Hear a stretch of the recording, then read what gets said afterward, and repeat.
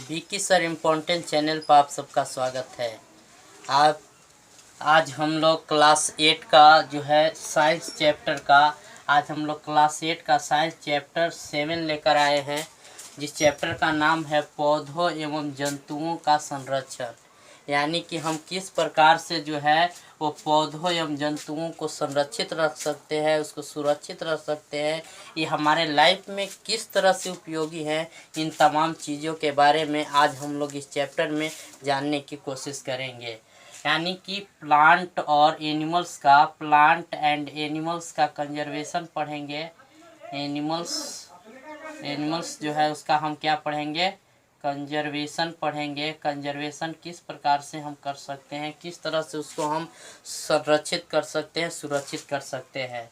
तो अगर हम देखें आजकल का जो इन्वायरमेंट चल रहा है, वनों की कटाई अंधाधुंध हो रही है और उस वन को काट कर, उस पेड़ पौधों को काट कर उसको कई चीज़ों में बदला जा रहा है, उसका उपयोग किया जा रहा है। और इस तमाम का अगर हम बात पर चले तो वो सबसे बड़ा जो रीज़न है वो जनसंख्या आ रहा है।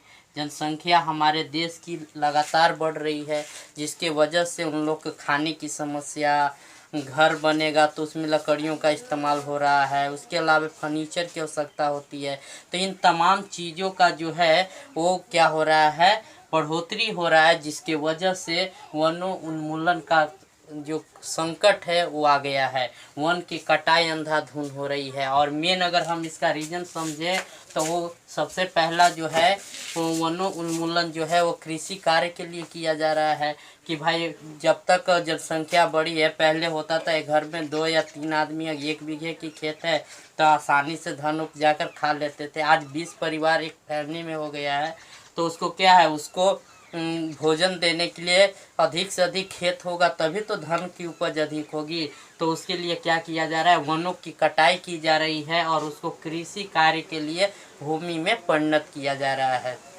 उसके अलावा वनोन्मूलन का मेन कारण अगर है, घरों में एवं कारखानों का निर्माण हो रहा है। घर इतने बड़े मात्रा पर बन रहा है जनसंख्या बढ़ने के वजह से, जो क्या हो रहा है वो मतलब हर घर में अब लकड़ी, फर्नीचर, गेट चाहिए, इन तमाम चीज़ों की आवश्यकता बन रही है। तो ये इसके लिए भी क्या हो रहा है, वनों की कटाई हो रही है। अगर हम तीसरा जाने तो फर्नीचर बनाने में, क्योंकि अब है जनसंख्या है, घर में सोने का प्रॉब्लम है, आपको पलंग चाहिए, आपको कुर्सी चाहिए, आपको जो है जो फर्नीचर के जितने भी सामान वो चाहिए, तो आएंगे कहाँ से, पेड़ पौधे लकड़ियों से आएंगे। लकड़ी कहाँ से आएगा, तो जंगल की कटाई होगी।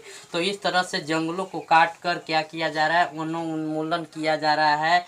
ईंधन के रूप में भी अधिक से अधिक मात्रा में यूज हो रहा है। अब तो थोड़ा सी जो गैस का है, जो एलपीजी गैस जो चल रहा है, लिक्विड पेट्रोलियम गैस जिसको बोलते हैं, वो आजकल यूज होने लगा है, अब एक्सट्रीमली यूज। तो वो थोड़ा फिर भी अभी बहुत सारे जंगली क्षेत्र हैं जहाँ ईंधन के रूप में, जलावन के रूप में लकड़ियों की काटा जा रहा है, जिससे क्या है, वनोन्मूलन की संकट आ पड़ी है। तो इस वन को अगर ये होने से बहुत सारे इसके खामियाजा भी भुगतना पड़ा है। बहुत सारे चाहे वो प्रदूषण का फैलना हो गया, प्रदूषण हो रहा है, पोल्यूशन फैल रहा है। तो उसके अलावा वायु में कई तरह के जहरीली जो गैसें हैं, वायु में जहरीली गैस, उसका वो भी क्या हो गया, बढ़ गया है बहुत अधिक मात्रा में।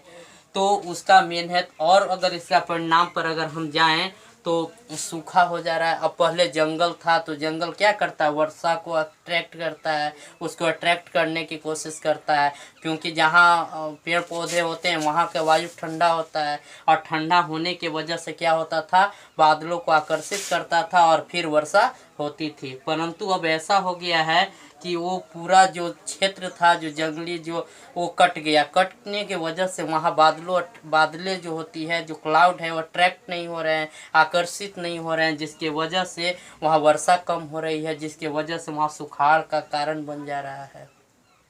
और जिन क्षेत्रों में था, वन थे जो पानी के प्रवाह को रोकता था, वहाँ पेड़ पौधे हैं ही नहीं। तो थोड़ा सा भी अगर पानी पड़ रहा है तो वहाँ पानी की मात्रा क्या हो रही, बढ़ जा रही है, जिससे कि बाढ़ की भी दिक्कतें आ गई है। अगर हम अपने बिहार की अगर बात करें तो लगभग आधा से अधिक जो ज़िले हैं वो बाढ़ के चपेट में आते हैं। कोसी नदी हो गया, कमला नदी हो गया, इन तमाम नदियों के द्वारा जो है, और उधर पेड़ पौधे नहीं है, जंगल नहीं है कि वो पानी के प्रवाह को रोका जा सके, वो भयंकर रूप ले लेता है। तो कहीं ना कहीं ये वन के जो कटाव का ही परिणाम है।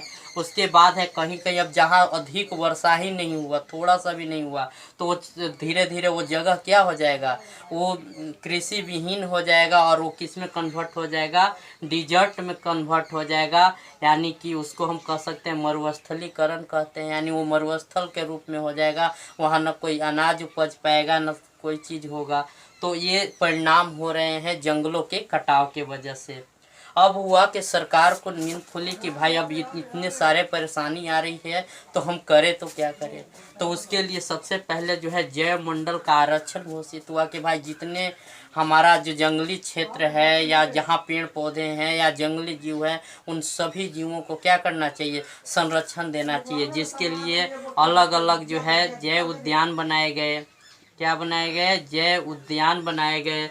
उसके अलावा अगर हम बात करें तो जू का भी निर्माण हुआ, अभयारण्य का निर्माण किया गया। अभयारण्य का निर्माण, ये ऐसे संरक्षित क्षेत्र, अगर हम ये बात करें कि ये अगर जैव मंडल है तो इसका ही 2-3 क्षेत्र होता है। एक अभयारण्य होता है, एक जो होता है, अगर हम इसको जैव मंडल कहें, पूरा जैव मंडल है ये, पूरा जो है ये जैव मंडल, तो ये जो है अभयारण्य के रूप में है, कहीं कहीं जू के भी रूप में ये क्या है, जंगल को संरक्षित किया जा रहा है। तो कहीं ना कहीं ये जो क्षेत्र है इसको एक प्रिजर्व किया जा रहा है सरकार के द्वारा, कि आप इस क्षेत्र में जाके न तो लकड़ी काट सकते हैं, ना आप जंगली जानवर को मार सकते हैं। यदि जंगली जानवर को मारिएगा तो आप पे केस होगा। जैसे कि अभी चल रहा है, सलमान खान का नाम सुने होंगे आप लोग, वो एक हिरन को मार दिया है तो क्या हो गया, उस पर केस चल रहा है, क्योंकि आप मार नहीं सकते, न पेड़ पौधे काट सकते हैं। तो इसके लिए क्या कर रही है सरकार, उसको संरक्षित कर रही है अभयारण्य के रूप में, जैव मंडल के रूप में उसको क्या कर रही है, प्रिजर्व कर रही है। और ऐसे बहुत सारे भारत में है। भारत की अगर हम बात करें तो ये अगर भारत हमारा है तो ये पूरा क्षेत्र जो है वो पूरा जो है वो क्या है, घिरा हुआ है। कहीं ना कहीं चाहे ये क्षेत्र हो जम्मू कश्मीर का, जहाँ पे जो है बहुत सारे जो अभयारण्य बने हुए हैं, इधर असम है, असम के क्षेत्रों में है। जैसे कि अगर हम भारत में बात करें, काजीरंगा हो गया, कान्हा उद्यान हो गया, कान्हा जो है, उसके अलावा सिमली पाल है, वो इस तरह से बहुत सारे जो है वो प्रिजर्व क्षेत्र भारत में। गिर वन, ये गुजरात जो है यहाँ पे गिर वन है, ये जो कि शेर के लिए प्रसिद्ध है। तो इन तमाम क्षेत्रों को क्या किया गया है, कंजर्व किया गया है, ताकि जंगली जानवर भी सुरक्षित रहे और हमारा जंगल भी क्या रहे, सुरक्षित रहे।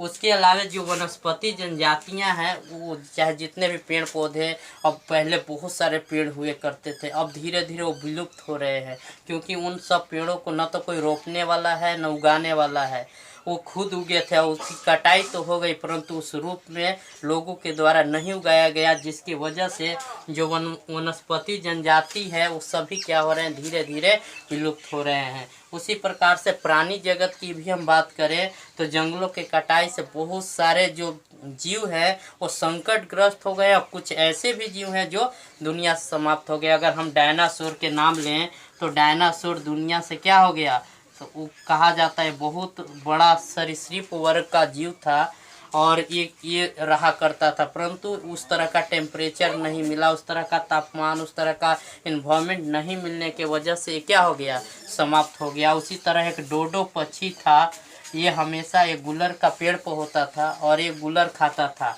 तो ये पक्षी मर गया तो गुलर का पेड़ भी धीरे धीरे क्या हो गया, वो विलुप्त के कगार पर होता था। ऐसा होता इसलिए था कि ये पक्षी जो था वो जो गुलर होता है उसको खाता था, उसके बीज काफ़ी हार्ड होते हैं। हार्ड होने के वजह से अगर वो ज़मीन पर गिर भी जाए तो उगता नहीं है। तो उसके लिए वो क्या करता था, जब वो खाता था उसको, तो हुआ क्या कि जब वो मल त्याग करता था तो ऊपर का जो सेलुलोज का बना कवर होता है वो क्या हो जाता था, टूट जाता था, जिसके वजह से वो बीज जो है वो जम जाता था और पौधा या पेड़ तैयार के बनकर तैयार हो जाता था। और इसका तो ये इसको खाया क्यों, समाप्त क्यों हो गया, ऐसा इसलिए हुआ क्योंकि ये पक्षी का जो मीट होता था काफ़ी स्वादिष्ट होता था, जिसके वजह से लोगों ने इसको मार मार कर खा गया। तो ये जैसे ही समाप्त हुआ तो वो संकटग्रस्त पौधे भी हो गए। तो इस तरह से बहुत सारे, अगर हम एक बड़ा गिलहरी होता था वो भी अब धीरे धीरे, अब छोटे छोटे गिलहरी मिलते हैं, परंतु वो जो बड़ा गिलहरी है अब दुनिया से क्या हो गया, विलुप्त हो गया। ऐसे बहुत सारे, पांडा हो गया, ये सब ऐसे जानवर हैं जो क्या है, संकटग्रस्त है। तो उसी के लिए, इसी संकटग्रस्त प्राणियों को बचाने के लिए एक प्रोजेक्ट बनाया गया, एक जिसको एक बुक तैयार किया गया, जिसको हम कह सकते हैं रेड डाटा बुक कहते हैं। क्या कहते हैं, रेड डाटा बुक कहते हैं। ये ऐसा पुस्तक है जिसमें जितने भी जीव जो संकटग्रस्त हैं, जो यानी कि या तो विलुप्त हो गए या विलुप्त होने के कगार पर हैं, उन सबों को रखा जाता है रेड डाटा पुस्तक के अंतर्गत। और वो उन सभी जीवों को संरक्षित करना सरकार की जिम्मेदारी दी जाती है कि आप इसको क्या करिए, संरक्षित रखिए। जैसे जम्मू कश्मीर में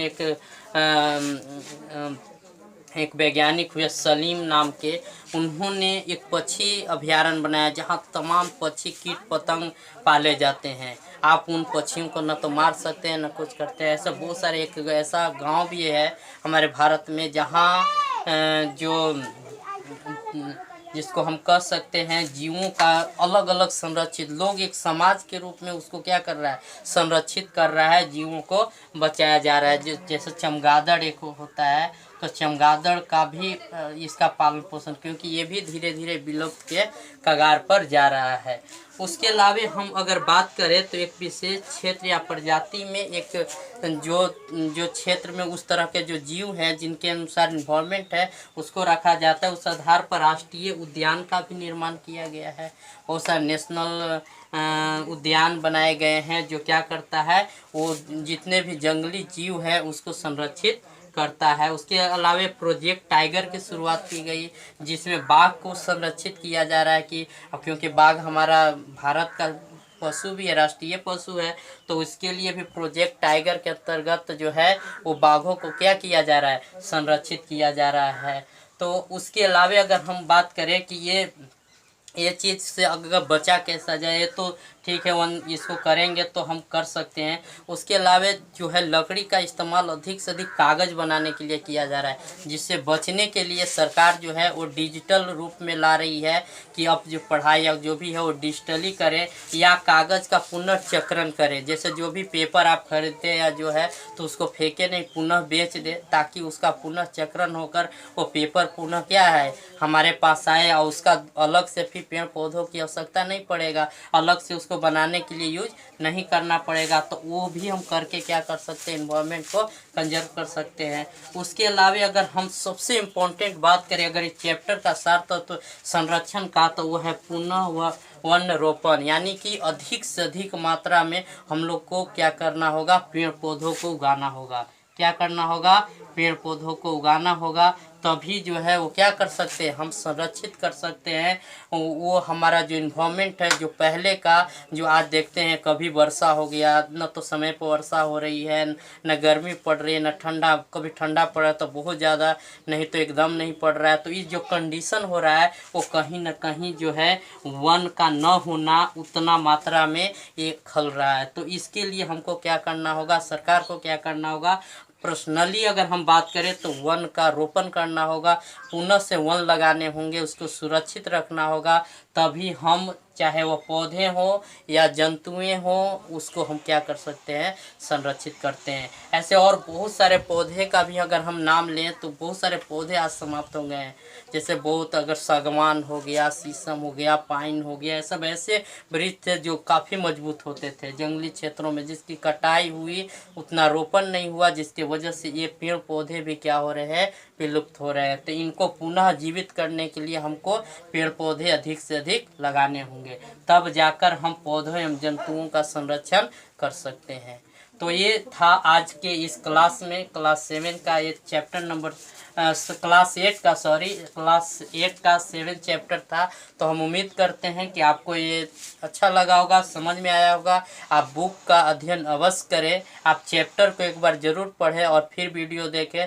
तो हम उम्मीद करते हैं कि आपको बहुत अच्छे से समझ में आ जाएगा। और अगर अच्छा लगे तो लाइक, शेयर और सब्सक्राइब ज़रूर करें। बहुत बहुत धन्यवाद।